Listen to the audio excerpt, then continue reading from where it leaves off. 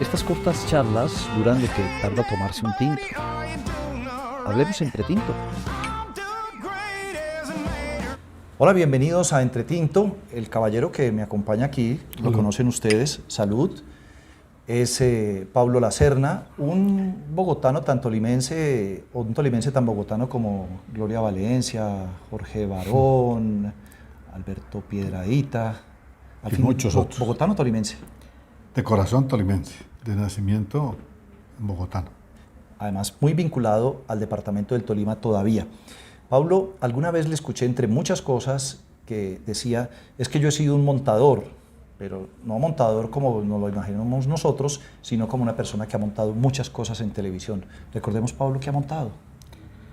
Pues yo diría que mi primer aprendizaje fue en producción de Caracol, después en QAP como presentador, pero realmente lo primero que monté fue el Noticiero Nacional en emisión en directo. El Noticiero Nacional existía, pero a mí me llamaron para montarlo en directo desde nuestros propios estudios. Porque ahí estamos hablando del esquema anterior de televisión, Claro. cuando era por concesiones, por horas, y había muchos noticieros. Pero entonces, bueno, vino luego los canales de televisión, y ahí ya viene usted en grande como montador. Pues a raíz de lo que había hecho en el Noticiero Nacional, me llamaron de RCN para montar el área de noticias en RCN. El área de noticias en RCN no existía, era como un magazine matutino, pues como los que hay hoy en día, pero no trataba de noticias.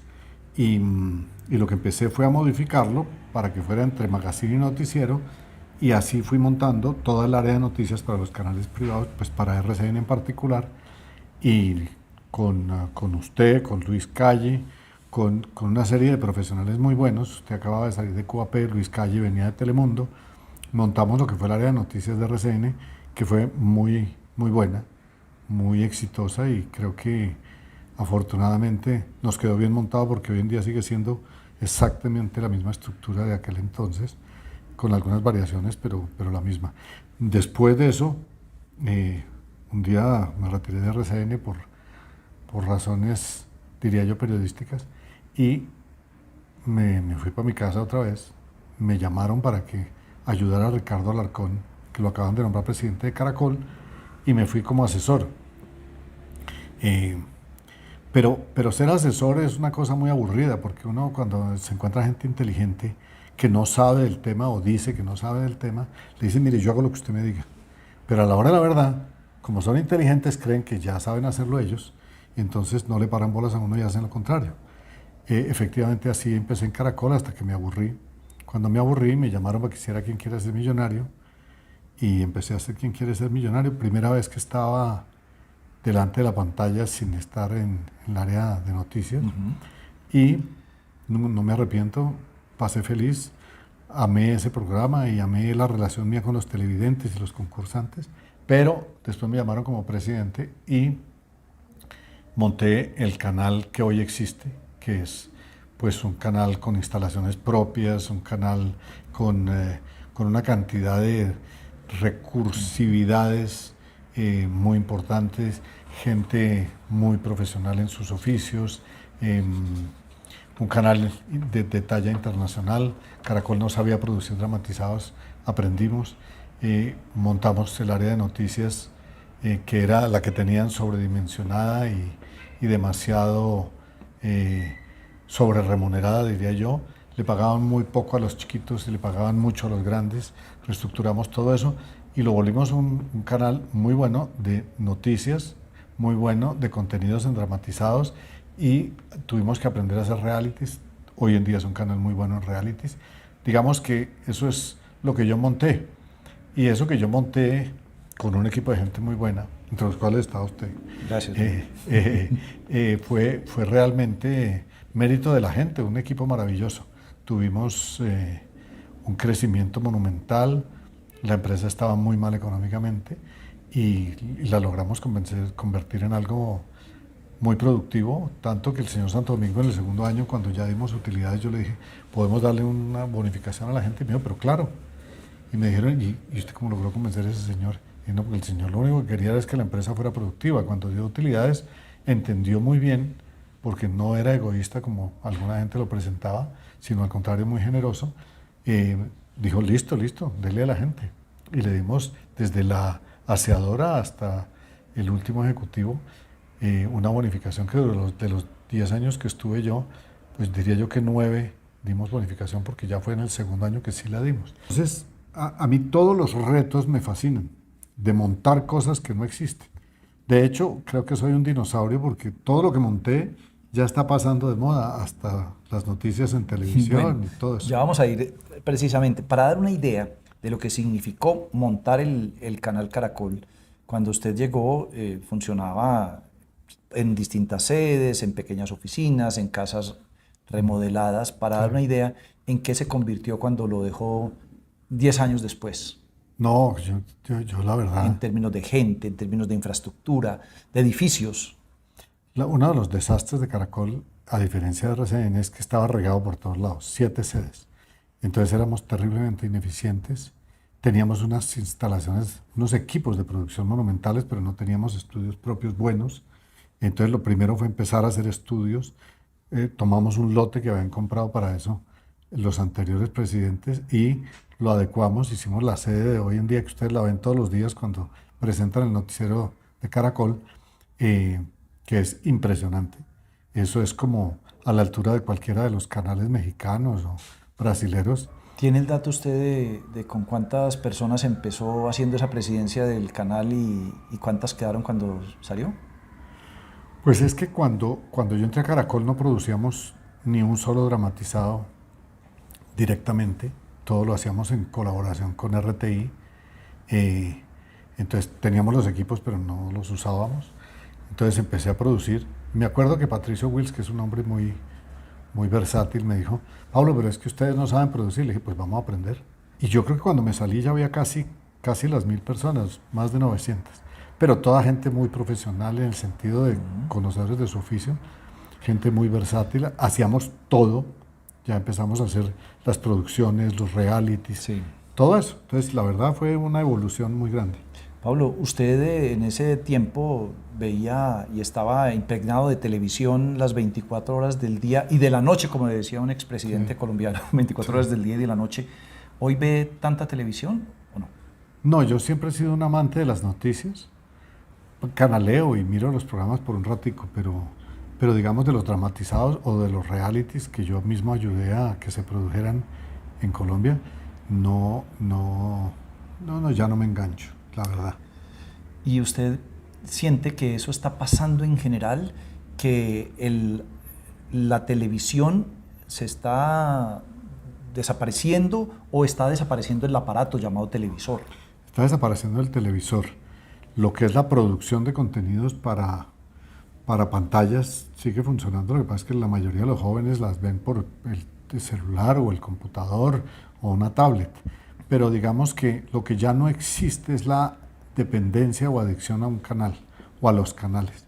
Hay simplemente una selectividad que hace que la gente busque lo que le interesa y el resto no tiene por qué quedarse pegado ahí hasta que se acabe. Pablo, a usted le tocó trabajar en la última década del siglo anterior en periodismo, estar en la primera década de este siglo XXI y, por supuesto, conocer mucho antes del periodismo. ¿Qué comparación hace del periodismo audiovisual de hoy, del periodismo televisivo, con respecto al de antes? Pues digamos que el periodismo del siglo pasado era de mucho más contenido, de más contexto, explicaba el porqué de las cosas. Después entramos en una cosa que yo llamaría el síndrome de Yamid, que es lo que está sucediendo cuando está sucediendo. Cuando yo empecé en RCN para montar el área de noticias, mi apuesta era, no es lo que está sucediendo cuando está sucediendo, es, además de eso, el por qué está sucediendo, la necesidad de un contexto. Pero la verdad, eso se ha ido perdiendo y hoy en día vivimos en el síndrome de Yamid.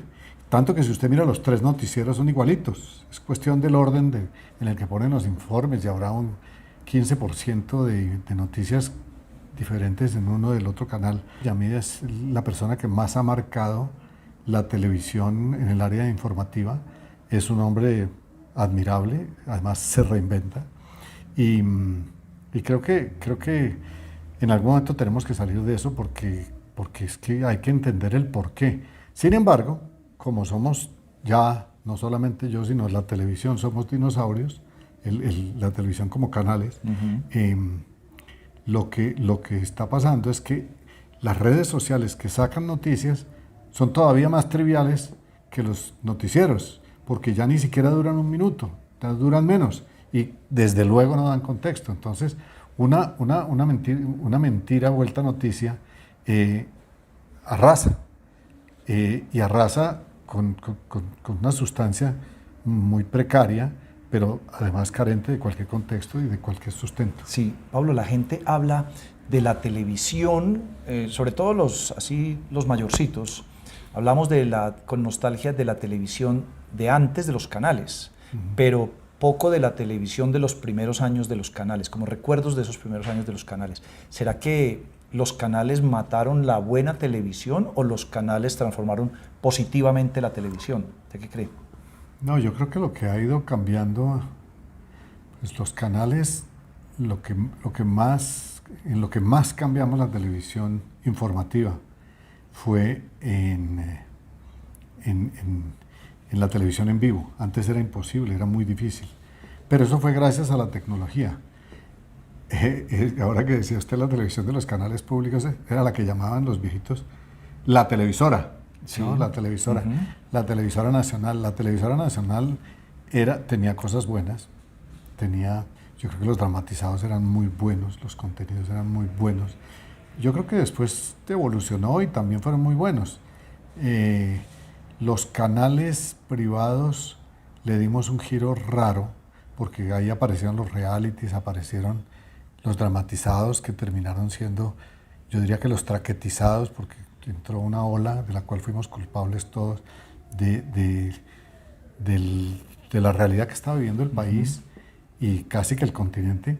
Y de alguna manera tenemos unos contenidos hoy que mucha gente rehuye. Otros les fascinan, pero cambiamos. Oye, lo que era la televisión. ¿Y qué pasó con los concursos? Porque creo que después de ¿Quién quiere ser millonario? Ya se acabaron los concursos como tal y pasamos a los realities. Sí. ¿Ellos mataron los concursos? No, nosotros tuvimos 100 colombianos dicen y una cantidad pero una variedad de concursos. Sin embargo, sí, se desgastan mucho y yo creo que a los canales les empezó a aburrir el tema de dar premios.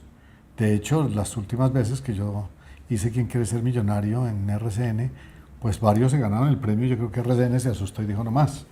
Yo no trabajaba en el área ejecutiva, la decisión fue ajena a mí y un día dijeron no va más, lo cual me da mucha lástima, pero es absurdo porque era un programa que además de educativo era estimulante para la gente que creía en el conocimiento y para los que estaban del otro lado de la pantalla. Pero sí, desaparecieron tristemente y se los tragaron los realities, que son agotadores. De hecho, un día una anécdota interesante es que un día una productora que se llamaba Teleset me dice a mí, cuando yo estaba de presidente de Caracol, me dice, oiga, necesitamos que usted haga 2 novelas y un reality para que eso sea rentable para nosotros. Le dije, no me da pena con usted, pero yo estoy reforzando el área de producción, yo no le puedo comprar 2 novelas. Puedo eventualmente comprarle una y un reality, pero no 2 novelas.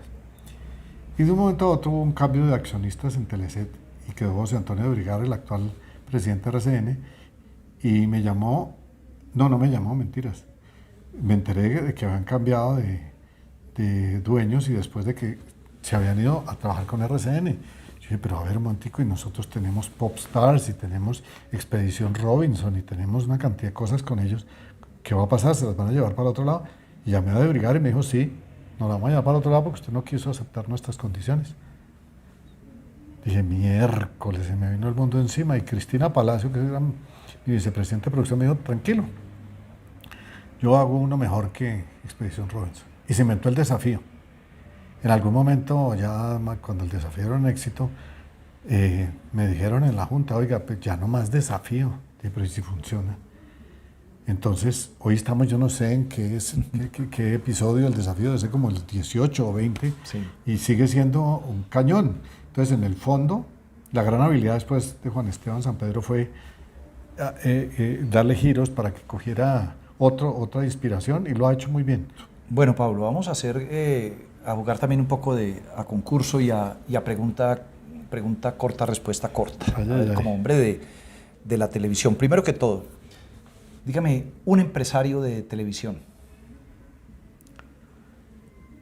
Admirable por su versatilidad y habilidad para reinventarse, Patricio Wills. Un ejecutivo.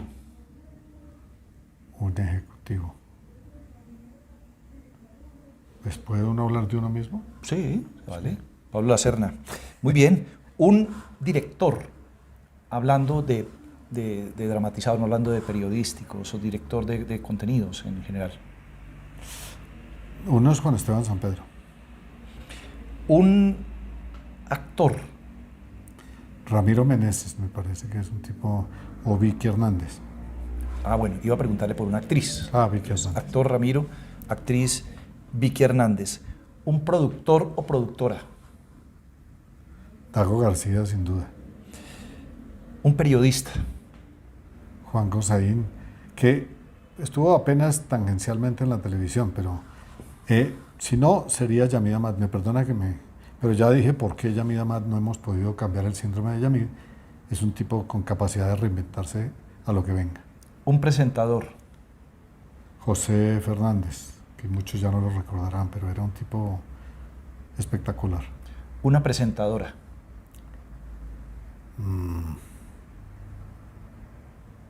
María Lucía Fernández. Ahora vamos a jugar ¿Quién quiere ser millonario? Pero yo le voy a preguntar y usted va a ser el concursante. A ver cómo veo. ¿Se le mide? Sí. Bueno, ¿cómo es que decía? Juguemos. Juguemos. Vamos a jugar quién quiere ser millonario. Primera pregunta. Cuando la televisión era en blanco y negro, somos jóvenes, pero de todas maneras nos alcanzó a tocar televisión en blanco y negro, ¿no? Se escuchaba una frase: lástima que la televisión no sea a color. ¿De quién venía? A. Del pintor Fernando Botero. B. De Amparito Grisales. C. De una publicidad de Pintuco. D. De doña Gloria Valencia de Castaño. Por vanidad debería venir se me burlan, pero esos son mis gestos naturales. Podría, por vanidad de Amparo Grisales, porque a ella sí le hubiera gustado verse con su bronceo habitual. Pintuco podría ser porque vende colores, pero de pronto fue Gloria Valencia de Castaño. Última palabra. Sí. Efectivamente, doña Gloria Valencia de Castaño decía: lástima que la televisión no sea color. Esa mujer era espectacular. Hasta era que talento. lo logró, su paisana. Sí. En un tiempo fue famosa la expresión ¿quiere cacao? ¿Quién la decía? A. Una fábrica de chocolate Lucker. B. Un famoso multimillonario, a quienes dicen cacaos también. C. Una protagonista, entre comillas, de un concurso. D. Una campaña de chocolatinas Jet. 50-50. Bueno, entonces vamos a descartar las dos fábricas de chocolate, la de Lucker y la de chocolatinas Jet.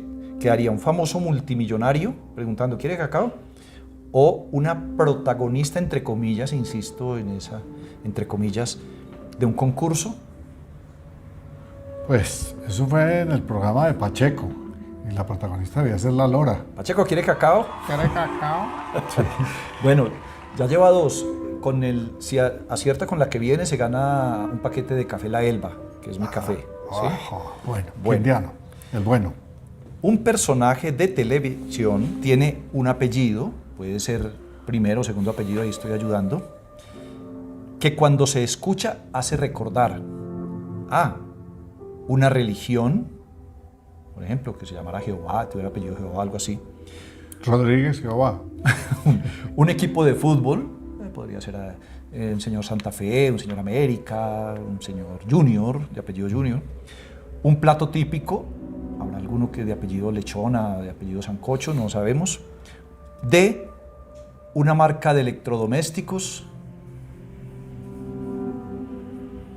De comida podría ser Don Tamalio, que es personaje de mi tierra. Es muy divertido. Pero Yo. no, don Tamalio, pero no es apellido. Bueno, entonces, No, bien, no. entonces descartado. No, entonces tal vez el único que se me ocurre electrodoméstico soy yo, que no tengo nada que ver con los electrodomésticos, pero tengo apellido de nevera o de radio. Philips. Pablo Lacerna Philips. Sí, señor. Perfectamente. Acertó. Sí, bueno. Muy bien, felicitaciones. Se ganó un paquete de Café La Elba y muchas gracias. Nosotros no sabemos si hay algún electrodoméstico en los países árabes de apellido Amat, el electrodoméstico. Pero Yamid Amat podría tenerlo. Bueno, una amiga nuestra, Dora Glotman, podría, Sí, señor. pero los Pero- Glotman no era marca de electrodomésticos. no, era almacenes. Era almacenes. Sí, Los es cierto. electrodomésticos de ellos eran Icasa. Podría haber sido, pero Pablo Lacerna Philips, definitivamente. Alguien en quien confiar. Claro, y siempre le preguntaban a Pablo, era que si él tenía que ver algo con Philips, Sí. la marca de electrodomésticos. Tristemente no, y de porque bombillos. pues, eso sería No estaríamos una acá. empresa muy próspera. Pero cuando llego a cualquier lado y digo mi segundo apellido, digo como los bombillos. Y así dicen, ay, usted es el de los bombillos. No, no, señora, es que me llamo igual. Bueno, pues así ha brillado siempre, don Pablo. Muchas Bueno, gracias. Gracias a ustedes. Saludes.